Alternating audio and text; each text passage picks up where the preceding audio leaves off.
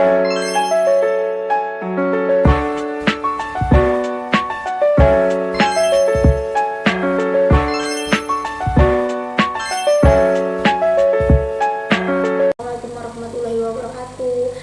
lagi dengan saya Bidan Risma di channelnya PMB Bidan Eko Fitriana. Oh iya Bun, kemarin kan kita sudah membahas tentang KB IUD ya. Nah sekarang kita akan membahas KB hormonal ya, tapi kita akan lebih membahas tentang KB suntiknya aja ya. Nah KB suntik itu apa sih? KB suntik itu yaitu alat kontrasepsi yang disuntikan ke dalam tubuh yang isinya sudah pasti hormon gitu ya. Hormonnya apa aja tergantung jenis KB suntiknya. Nah sekarang ada yang baru Bun, KB suntik itu sekarang ada yang 1 bulan, yang 2 bulan, dan yang 3 bulan. Fungsinya apa sih? Yaitu untuk mencegah terjadinya ovulasi atau pelepasan sel telur sehingga kehamilan tidak akan terjadi. Nah untuk jenisnya sendiri seperti yang saya bilang tadi, sekarang ada KB suntik yang 1 bulan, 2 bulan, dan yang 3 bulan ya Bun ya. Untuk KB 1 bulan isinya itu ada hormon progesteron dan estrogen.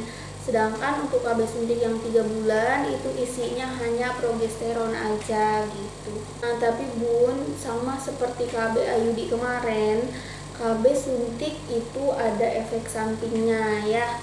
Yang pertama itu bisa menyebabkan gangguan menstruasi ya. Untuk KB yang 1 bulan sebenarnya haid tetap lancar seperti biasa, tapi memang ada juga yang tidak haid karena kan memang namanya juga tadi hormonnya, jadi kembali lagi ke masing-masing ibu. Tapi untuk efek sampingnya sebenarnya memang dapat haid secara lancar gitu seperti biasa. Nah kemudian untuk pemakaian jangka panjang itu akan mengganggu kepadatan tulang Bun. Jadi kenapa KB suntik baik yang 1 bulan, 2 bulan atau 3 bulan itu tidak dianjurkan untuk pemakaian jangka panjang. Misal Bunda pakai suntik sampai belasan tahun, puluhan tahun itu nggak boleh ya. Bagusnya untuk jangka panjang itu pakai IUD atau spiral yang saya jelasin kemarin. Yang keempat itu sakit kepala. Yang kelima bisa merasakan nyeri payudara. Ada juga ibu yang merasakan mual muntah atau kram perut. Kemudian ada juga yang berat badannya meningkat drastis, atau ada juga yang turun drastis gitu ya. Itu tadi untuk efek samping, karena memang ke setiap orang biasanya beda-beda. Ada ibu yang ingin menaikkan berat badan jadi pakai suntik, ternyata pakai suntik berat badannya gak naik malah turun, itu ada ya. Karena itu tadi, jadi memang efek samping ke setiap orang itu enggak sama. Ada yang merasakan nyeri payudara tapi ada juga yang tidak. Ada yang karena hormon timbul jerawat, ada juga yang tidak gitu ya. Tapi Bun, tidak semua orang itu bisa pakai KB suntik ya. Yang pertama yang tidak boleh pakai suntik itu yang mempunyai gangguan hati, yang tensinya tinggi, mempunyai riwayat penyakit jantung, kemudian penggumpalan darah, dan yang pasti yang hamil tidak bisa pakai ya Bun. Nah sama seperti KB IUD, KB suntik juga memang pasti ada kekurangan dan kelebihan gitu ya. Yang pertama, tidak dapat mencegah dari penyakit menular seksual ya. Jadi sebenarnya Bunda pakai semua jenis kontrasepsi, tidak ada yang bisa mencegah dari penyakit menular seksual kecuali pakai kondom atau pakai pengaman. Untuk kelebihannya, yang pertama sudah pasti dapat mencegah kehamilan ya. Kemudian yang kedua itu mudah digunakan.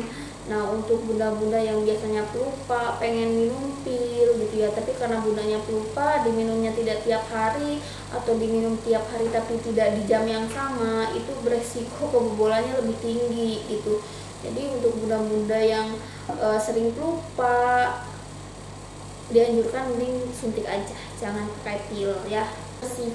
Dan kelebihan yang ketiga yaitu bersifat sementara. Bersifat sementara di sini yaitu kalau misalnya bunda-bunda pengen hamil, ya udah tinggal lepas aja suntiknya, jangan suntik lagi gitu ya. Tapi untuk kembali ke suburannya itu memang perlu waktu ya.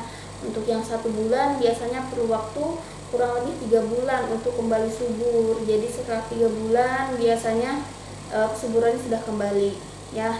Tapi untuk suntik yang 3 bulan itu memerlukan waktu yang memang agak lama. Biasanya butuh waktu 6 sampai 10 bulan gitu ya. Nah, untuk ibu-ibu yang sedang menyusui dan memang ingin pakai KB, misal setelah selesai nifas gitu ya, ingin menjarakkan kehamilan, bunda-bunda bisa pakai KB suntik ini juga. Tapi kalau mau pakai suntik dianjurkan untuk pakai KB suntik 3 bulan ya bun. Soalnya untuk KB suntik yang 1 bulan itu dapat mengurangi produksi ASI karena kandungan hormonnya tadi gitu ya. Nah, tapi setelah disuntik, bunda tidak bisa langsung hubungan ya bun ya. Soalnya efektifnya suntik KB setelah penyuntikan itu kurang lebih 7 hari. Jadi setelah bunda disuntik jangan dulu hubungan seksual, tunggu dulu 7 hari baru boleh gitu ya. Nah, bagaimana bun setelah mendengar penjelasan tadi, bunda-bunda mau pakai suntik atau mau pakai IUD aja? Nah, tapi bunda-bunda untuk yang belum jelas, masih ada yang ingin ditanyakan, boleh langsung ditanyakan aja di kolom komentar atau bunda langsung hubungi WhatsApp-nya Bidan Fitri ya. Bye bye. Assalamualaikum warahmatullahi wabarakatuh.